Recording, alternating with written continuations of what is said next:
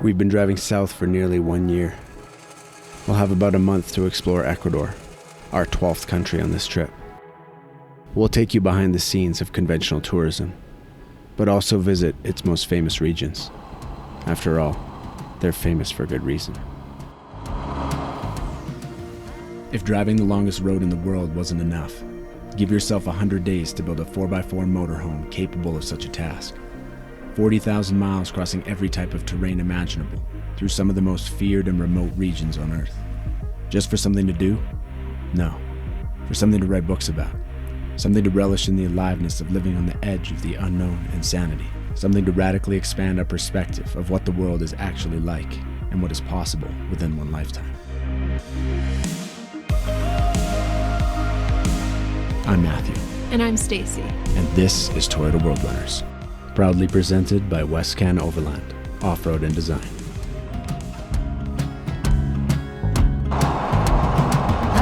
Another country, another stamp in the passport, another border between two worlds, and a culture to dive into. This one feels different already.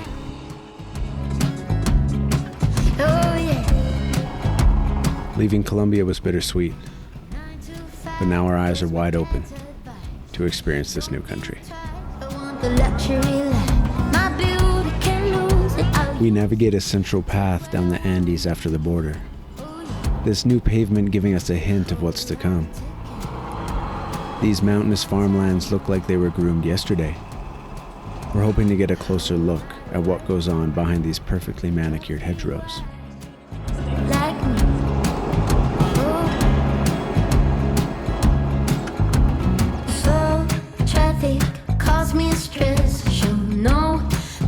I'm just born in a dress, and I know that I'm older, I'm done.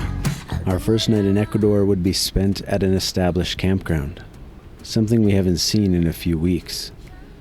And the best amenity that it came with is familiar faces.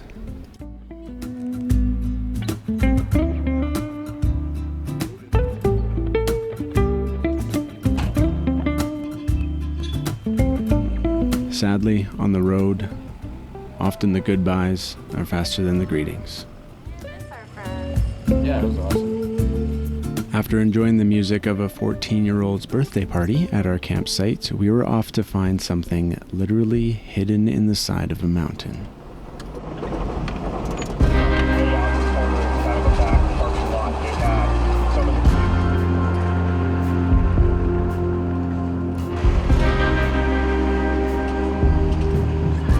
Latino road builders don't seem to look twice at a mountain before carving a road into it. This one, however, led to the most unlikely place. Known as the Sanctuary of Peace, this is the Grutas de la Paz.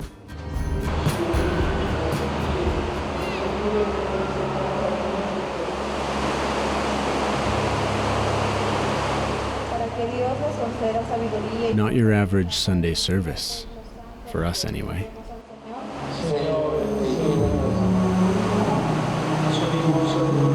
Voices echo through stalactites and stalagmites as the Apaki River makes its way through the cave's core.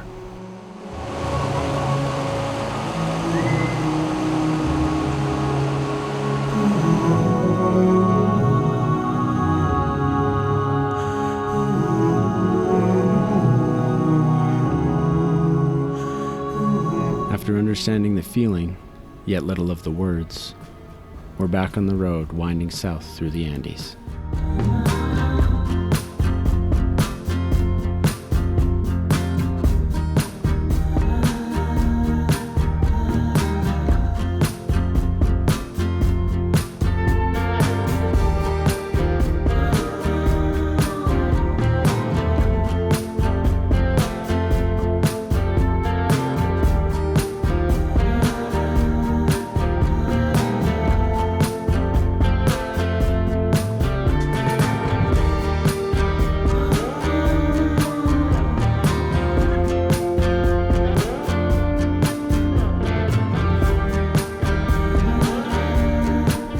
Even on day 2, we've noticed that this landscape is dotted with campsites. Whether that's because of national or international tourism, I cannot say. But I can tell you it's going to make our life a little bit easier.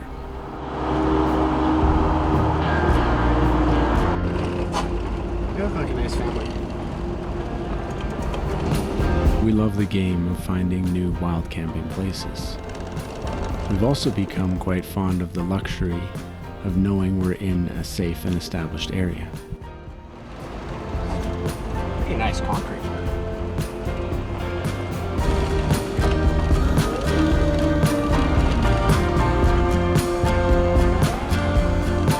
The locals enjoyed this view with us after their workday, but we had the morning all to ourselves.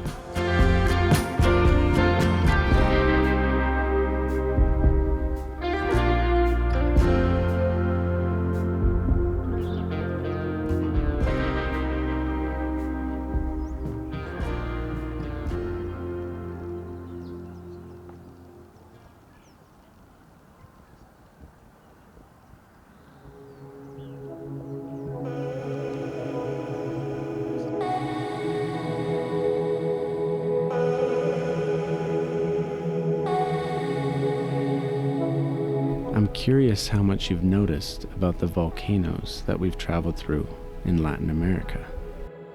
We've driven inside a couple, but have you noticed that they'll farm nearly the entire mountain?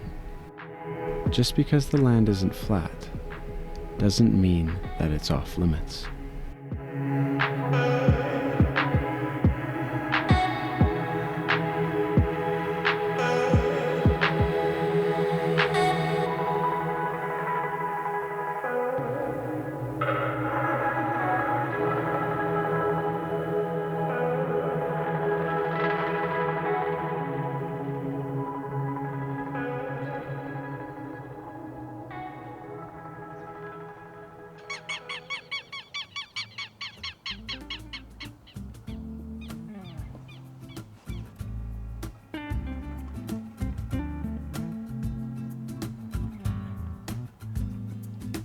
Good morning.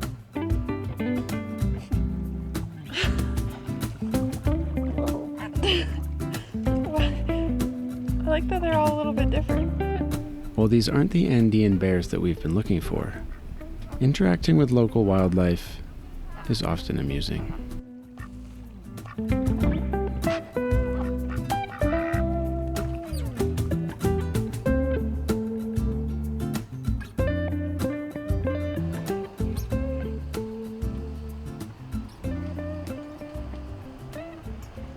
We find a lot of charm in these rural areas, and quickly notice that there are more cows and sheep on leashes than dogs. Farmers tackle their daily chores in well-worn ponchos and fedora hats, with wool you can tell is warm from a mile away.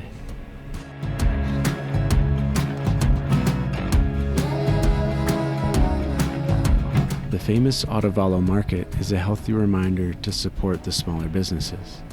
The ones that set up a tent every day and hang 30 ponchos in hopes it doesn't rain. It's a whole lot of ticket, not enough time, not enough time. If you're enjoying this film, please smash that like button and consider subscribing if you're not already. It's free and it really does help us out. Behind these eyes,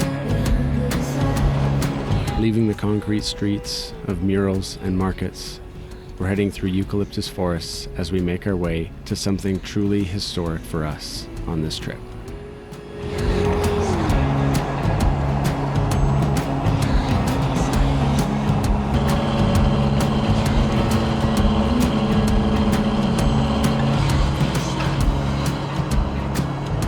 So much eucalyptus. We just crossed the equator. We just entered the southern hemisphere. How cool is that? Where are you now? When I was 5, I used to think the blue line around the center of the globe was a walkway. Today it marks 0 degrees latitude for us here in Ecuador. We've driven over 50 degrees so far, and have about 50 degrees left to go.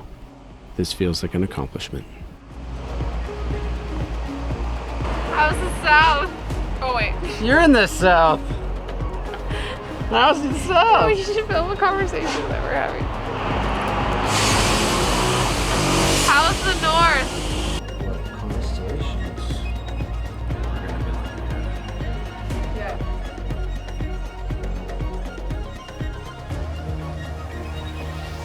I'll pull up a stump, eh, bud? Can you tell we're in the Andes? Yeah. How's the new fit? I should have gotten a poncho. I'm gonna get a poncho. Stacy looks awesome in her new hoodie. Yeah. It's a beautiful hoodie. Yeah. So we're at that line. Like the blue one that goes around the middle of the earth that has like the walkway all around on it. We made it to the friggin' equator! That's nuts! That is worth celebrating. That's nuts! It's crazy being here. It's so surreal. People Yeah. look different. Like things are different. There's like an alpaca in There's our only an camps. alpaca right there. In- Hey, guy. What are you doing with your mouth? In our campsite, that to me is like our sign that we made it. Like we did it.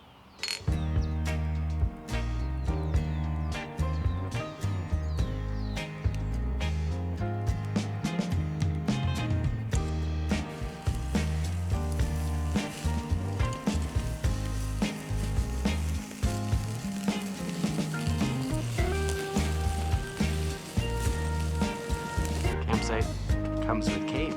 We're enjoying these peaceful, well-maintained campsites. But at the mark of hitting the equator, it's also time to check out Ecuador's largest city. And it comes with some very famous vistas. Isn't his name Groot? Might have a bent frame. Can't really. Quito, now home to some 3 million people, was the first city to be named by UNESCO as a World Cultural Heritage City. This list is now continued by places that hold historical significance, marked for outstanding importance to humanity.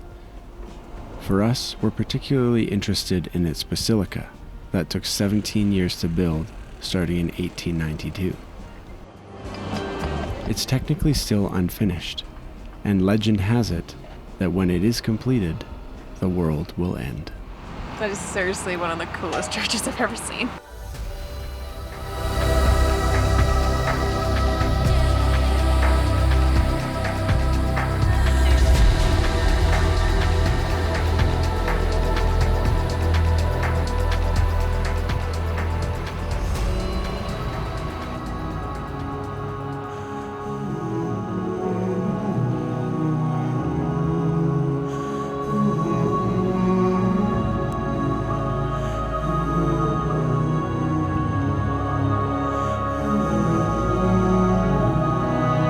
During our 1 year on the road and 12 countries, we visited a lot of churches, missions, and basilicas.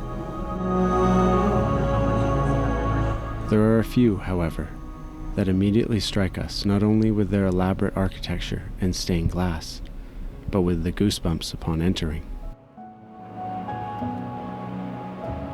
A place like this, built with such purpose in mind, is surely to leave a mark on an open one.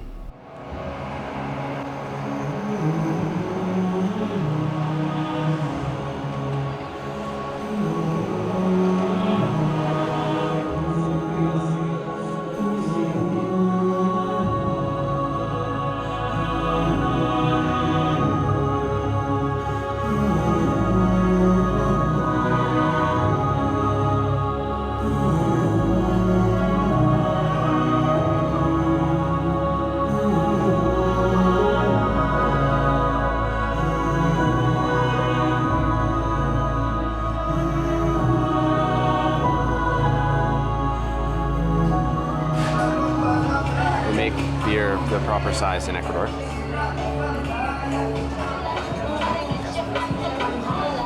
After a liter of beer for $2 and 2 bowls of ceviche for $3, it was time to find some more views.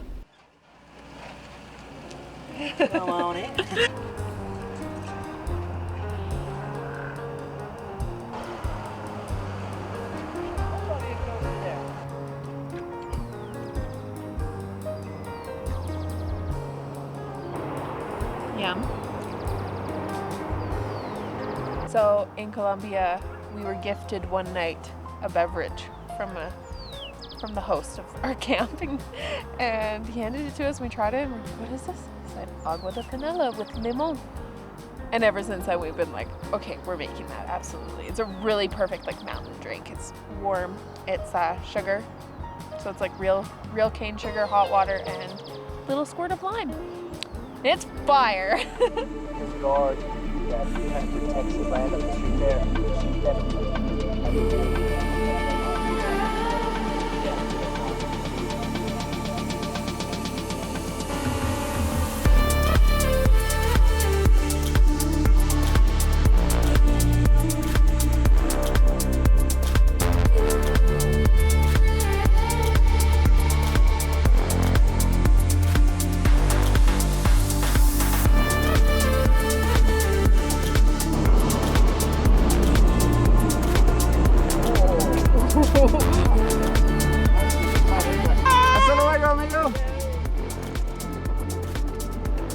On the road again.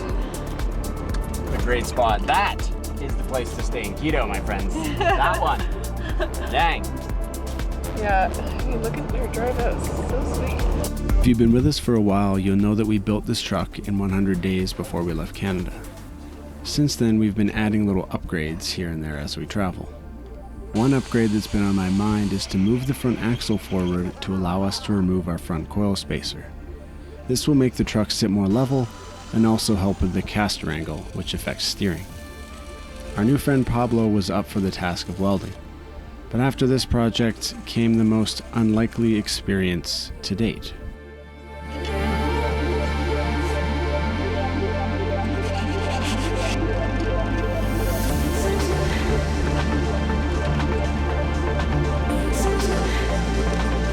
Pablo's family runs a workaway program on their farm. They make Greek yogurt, cheese, and other treats. When they asked us if we wanted to learn and take part in the process, it was an easy yes. But we had no idea what was involved. This was exactly the kind of spontaneous and seemingly random experiences that we hope for when we're traveling. Going in. Ready to? Going in. Get all your hair in there. Or maybe you can. We're about to cut her open. Come on.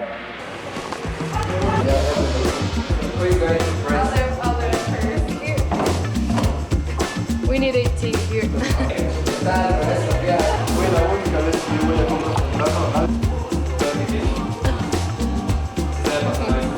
Oh.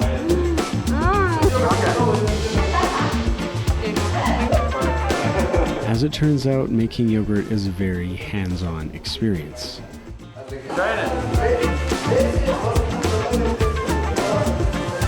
Oh yeah, this tastes like plain yogurt. And also, in real natural yogurt, there should only ever be one ingredient.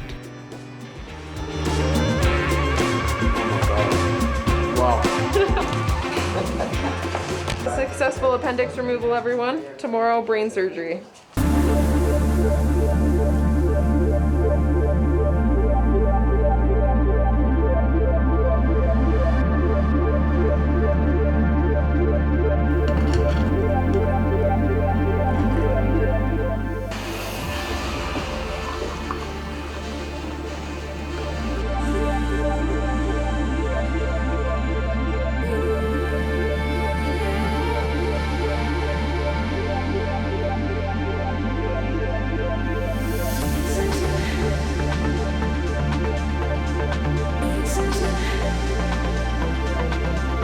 If you're wondering how things could get even better than this, they can't. They would have to get worse first. Well, after a day of testing on and off-road, I can confirm that the truck drives better, handles better without the coil spacer and with the axle pushed forward. However, the bad news is we're now contacting our oil pan. So the coil spacer is going back in. It's now become my arch nemesis. We're gonna try and figure out how to, or find someone that can help us modify the oil pan so we don't have to worry about that. We can take the coil spacer out again. But for now, it's going back in. Stacy's new favorite car. For the Lotta Neva? Yeah. Oh my god.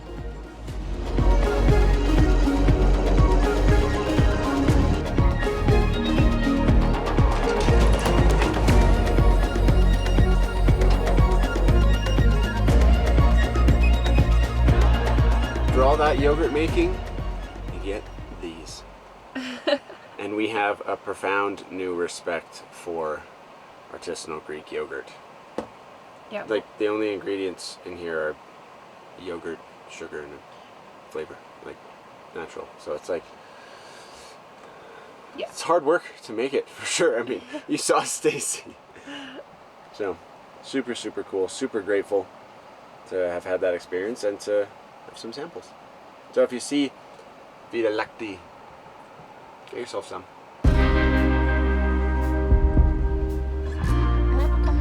Our impromptu camp spot on the way to Ecuador's most famous national park had a secret of its own, and we would cross 14 wooden bridges to find it.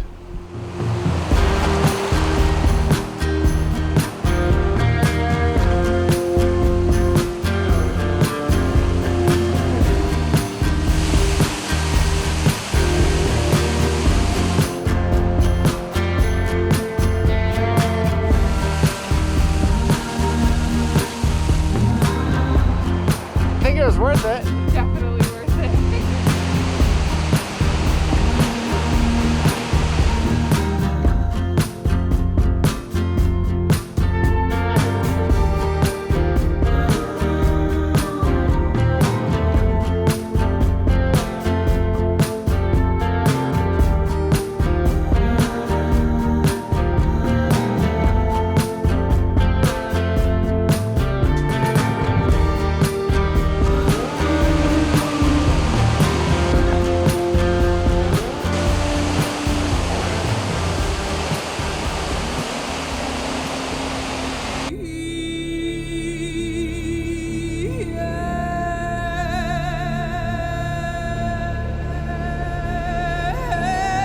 This is kind of insane. This is scary.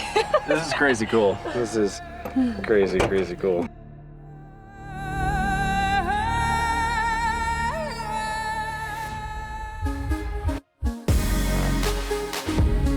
Thank you so much for being here. I hope by now we've earned your subscription. And I hope we'll see you next time, because it only gets better from here.